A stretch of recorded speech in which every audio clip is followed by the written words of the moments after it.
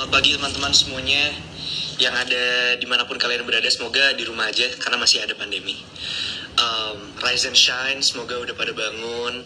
Kalau ada yang masih di kasur nggak apa-apa juga. Yang penting hari ini jangan lupa untuk beraktivitas karena hari ini hari Jumat, sebentar lagi weekend, besok udah weekend. Teman-teman udah bisa santai-santai. Oke. Pagi-pagi live sama Menteri, wow. What a way to start my Friday.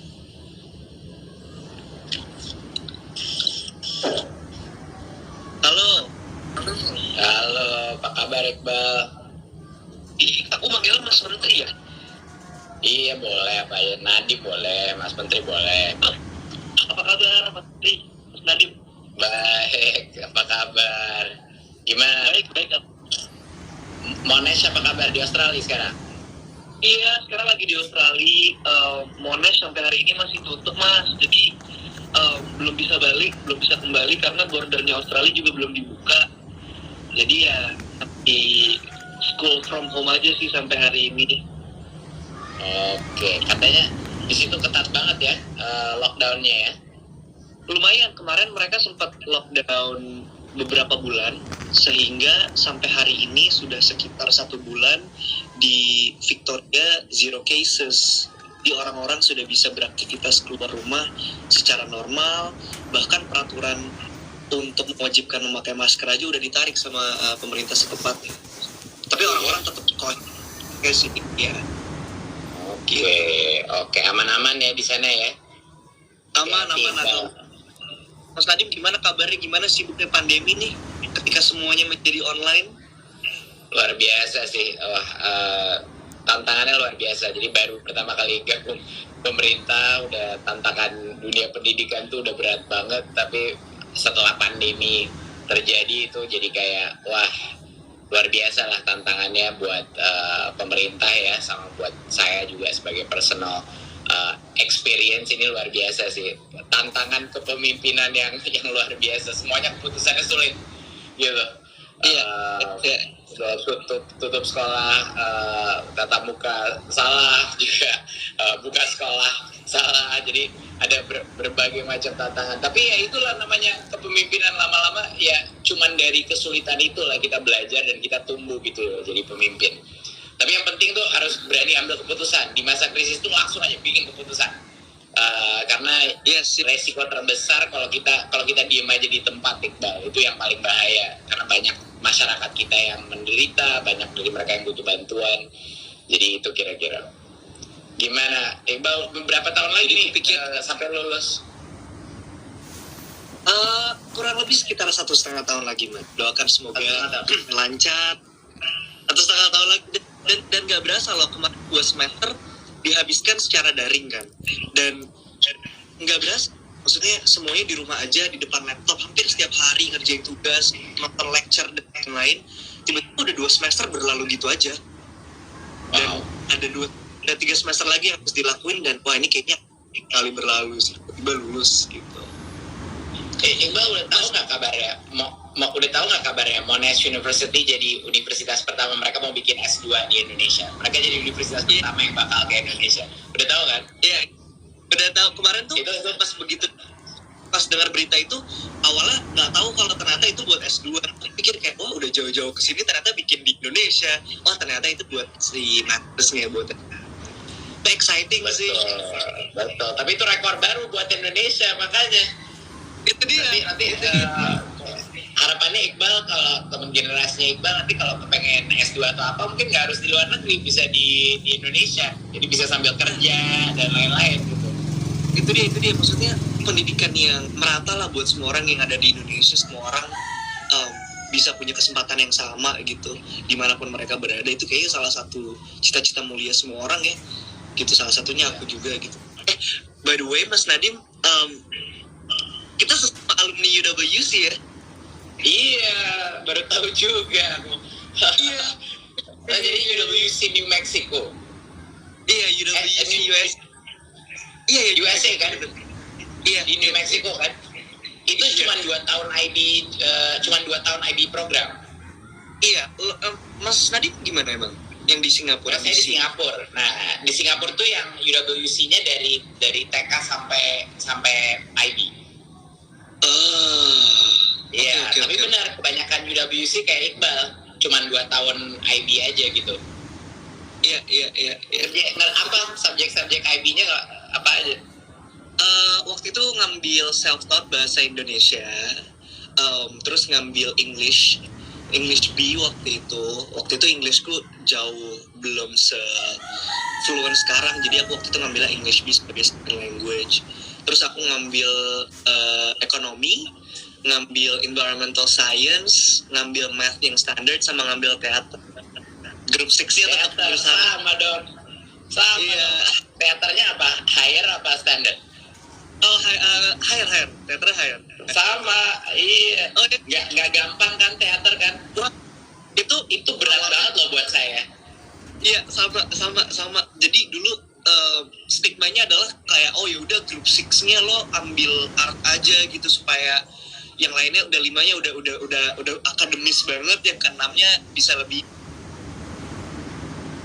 kreatif dan lain-lain. Ternyata tidak. Ternyata sama. Jumlah portfolionya, kerjaannya itu berat banget. Tapi tahu nggak, Iqbal, buat saya theater higher theater arts itu adalah yang buat saya paling fundamental buat karir saya sampai sekarang. Adalah mata. Iya bener. Karena saya juga dulu anak teater yang selalu main-main di jadi aku jadi peran utama lah di stage di UWC gitu. Jadinya itu kombinasi theater art sama itu yang membangun rasa percaya diri saya untuk bisa maju di depan ratusan orang dan berbicara, pentas, perform gitu. Dan itu yang sebenarnya buat saya jauh lebih berani gitu loh. Keren sih. Bener, dan mungkin banyak orang punya mispersepsi, apalagi orang tua ya.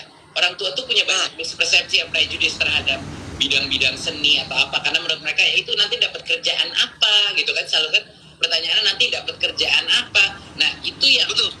Makanya saya selalu bilang sama mahasiswa, saya selalu bilang gini aja ya, orang tua itu sangat penting perannya untuk menanamkan nilai-nilai di kita, dan kita harus belajar dari pengalaman orang tua. Jadi banyak untuk anak-anak yang suka kurang ajar sama orang tuanya, jangan. Mereka tuh punya luar biasa kekayaan ilmu dan informasi. Tetapi kalau urusan karir, itu menurut saya sebaiknya sisa-sisa generasi sekarang, karena dunia karir itu juga udah berubah total ya dari generasi mereka. Jadi saya kasih tahu mahasiswa kalau karir itu mendingan tanya alumni teman-teman kita yang udah berapa tahun keluar, itu lebih akurat lah prospek pekerjaannya gitu. Jadi jangan terlalu didengerin orang tua mengenai advice karir gitu. Aku pernah baca bahwa kebohongan terbesar kecil saya di masa kecil kami adalah ketika dibilang kalau artis, fotografer, videografer, musisi itu semuanya nggak bisa cari duit gitu, nggak bisa hidup. Bahwa ternyata itu di zaman sekarang itu suatu yang itu salah banget, itu bisa banget, dan karir opportunity karirnya ternyata terbuka besar sekali. Iya, ini aku punya pertanyaan sebenarnya Mas tentang si bakat dan minat ya. Jadi kalau di Indonesia aku ngerasa banyak banget sebenarnya anak-anak yang dia tuh berbakat di bidang sebut tadi teater gitu, di writing atau di acting. Lalu si anak ini bisa kenamaan di mata pelajaran yang lain, pelajaran gitu, let's say matematika atau kimia. Nah, kalau di Indonesia itu rasanya orang tua lebih condong memfokuskan anaknya untuk dilesin yang dia nggak bisa. Bener nggak sih? Ya. Instead of ini yang bakat nih gitu, bola atau apa kayak itu betul sense-nya Mas. Itu bukan hanya di Indonesia, menurut saya itu di banyak negara-negara Asia, Iqbal. Jadi di banyak negara Asia ada persepsi bahwa suatu kelemahan itu akan ini budaya orang tua ya, mungkin budaya kelemahan itu akan bisa menjegal anak saya gitu. Kelemahan itu akan menjegal karirnya, atau dia dapat angka yang jelek, nanti dia nggak bisa masuk universitas yang baik. Dan ada sebagian dari itu yang nggak bisa kita deny juga. Mungkin ada benarnya juga. Tetapi saya percaya sebagai personal bahwa potensi manusia itu jauh lebih besar kalau mengembangkan kekuatan dasarnya. Jadi kalau kita work on our strengths, menurut saya return daripada effort itu jauh lebih gede, Iqbal. Iqbal contohnya lah, Iqbal sama saya contohnya lah. Gitu. Kalau kita berfokus kepada hal-hal yang lebih cocok dengan passion kita, lebih cocok dengan strength kita, sesuatu hal yang kita tekuni, yang kita senang lakukan, dan karena itu kita juga jadi lebih jago di dalam art kita, gitu kan, di dalam bidang kita. Menurut saya sih sebagai filsafat, menurut saya fokus terhadap mengembangkan kompetensi yang anak itu punya bakat atau punya minat, itu lebih penting daripada menutupi kekurangan dia. Itu menurut saya ya, secara personal. Dan harusnya opsi itu ada di sistem pendidikan kita. Opsi untuk fokus kepada suatu bakat dan minat. Jadi ini yang namanya merdeka belajar, Iqbal. Merdeka belajar itu ya kita harus memberikan baik sekolah, guru maupun murid, termasuk mahasiswa dan dosen, kemampuan untuk mengarah kepada minat dan bakatnya dia lebih banyak daripada yang diberikan sekarang di sistem sekarang yang cukup standar semuanya. Gitu, semuanya harus kuat, semuanya harus waktu di setiap tempat harus sama dan lain-lain gitu. Jadi itu saya setuju banget sih sama Iqbal tadi mengenai strength versus weakness.